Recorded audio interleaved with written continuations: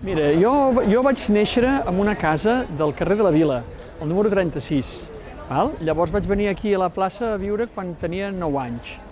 Llavors ja tenia una edat. La plaça era el lloc de jocs, evidentment, era un lloc que jugàvem aquí. Precisament aquest espai d'aquí era el nostre joc de jugar a pilota amb els Costa, amb els germans Costa, amb el Ton Borges, que la seva mare havia obert un local que es deia Hometon, que estava aquí en el carrer Sant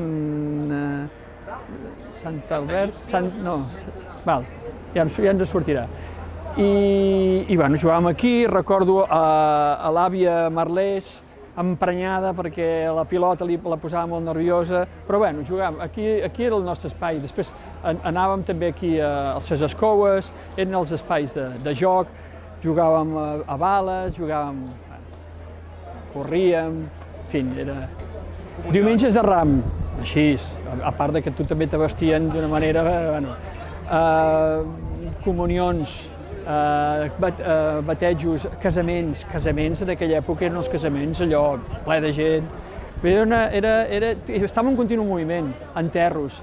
I això sempre ha continuat, eh?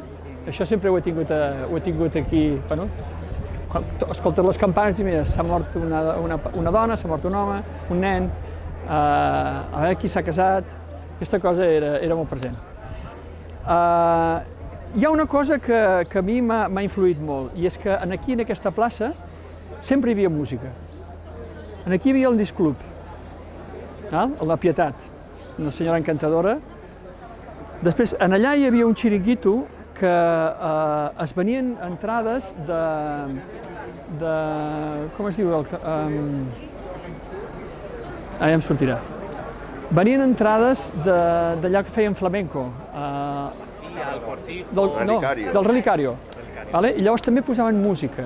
La música que es posaven allà sempre era la música de Porón Pompero i tot plegat. Però aquí la Pietat posava Beatles, posava la música així una miqueta més xula. I després allà hi havia una botiga de fotografia que la portava a l'Arpí, i allà també hi havia música. Sempre hi havia música. A vegades coincidia que la canció del verano la posàvem tots tres, i vinga, va, i viva Espanya. Però jo crec que, a part de tenir uns pares melòmans, que els ha agradat sempre la música i l'escoltàvem molt a casa, tota aquesta música que hi havia de quan era petit, crec que m'ha influït molt en el sentit que la música m'agradi tant. Perquè aquest ambient musical feia d'aquesta plaça un lloc molt alegre, molt xulo. La campana sempre ha estat aquí.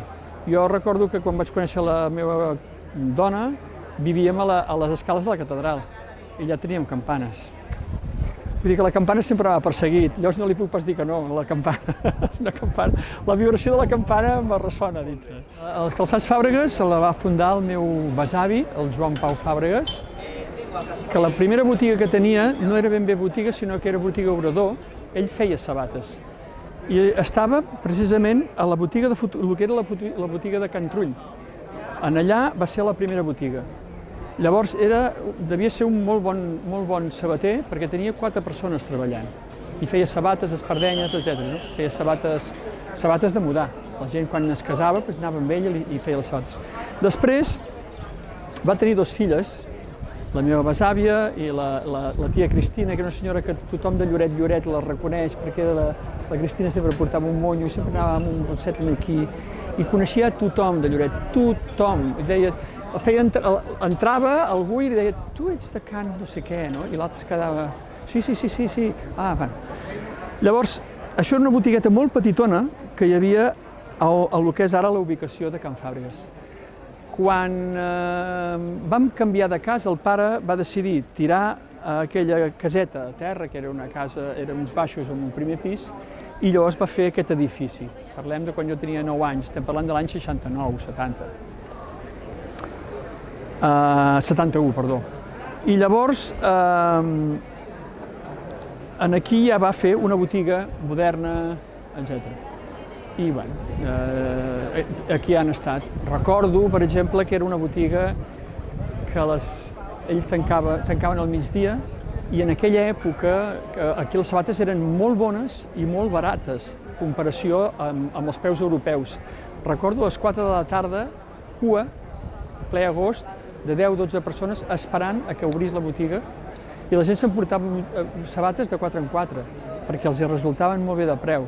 Els pares eren molt bons comerciants, tenien molts amics estrangers. Recordo una anècdota molt maca que hi havia un senyor que un dia em va veure arribar amb... Jo recollia papallones, escarbats i coses i tenia una col·lecció. Doncs teníem una caixa de sabates, o diverses caixes de sabates. I aquest senyor era amic dels pares i em va preguntar què tens aquí dins? I li vaig ensenyar. Diu, que bé, t'agrada això? Diu, molt, m'agraden els animals, però bueno, es dissecava en aquella època.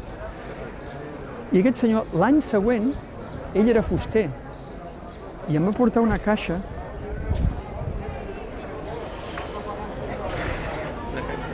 de fusta amb un vidre, un detall, i és que me la va portar i m'ha dit, t'he fet això per tu.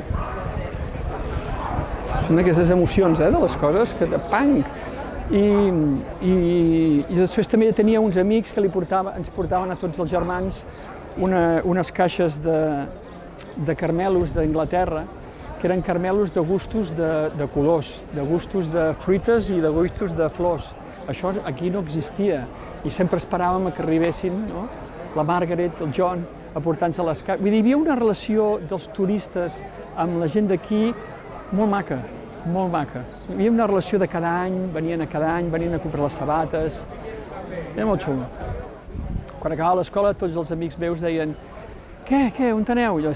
A Girona, que hi havia molta burgesia i tot plegat, doncs, jo vaig a la casa dels pares a Begur, jo a l'Escala, jo no sé què. I tu? Jo vaig a Lloret, em quedo a Lloret i treballo amb els pares. Era així. Jo vaig començar a treballar amb els pares, ja els hi feia encàrrecs, no? Però als 13 anys ja vaig començar a treballar. El meu primer sou va ser un rellotge Seiko de color blau. Va ser el meu primer sou. El vaig guardar durant 20 anys, aquell rellotge. I llavors vaig estar treballant en el magatzem fins als 16, 17 anys. Després vaig anar a Fàbregues 2, que era una botiga que estava allà al carrer de la Vila, i era el que portava la botiga del Fàbregues 2, fins que, als 19, als 20, vaig anar a la Mili, i després als 20 i alguna cosa, vam decidir muntar el romaní. Jo la botiga no semblava que tingués gaire tirada, les meves germanes sí, i llavors vaig obrir el romaní, amb el meu cunyat. Però, ser fill de comerciants a Lloret era a l'estiu pringar, està tan clar, que està bé, que ara t'ho agafes com molt carinyosament, però els pares no feien vacances a l'estiu, clar, tota la gent de Lloret.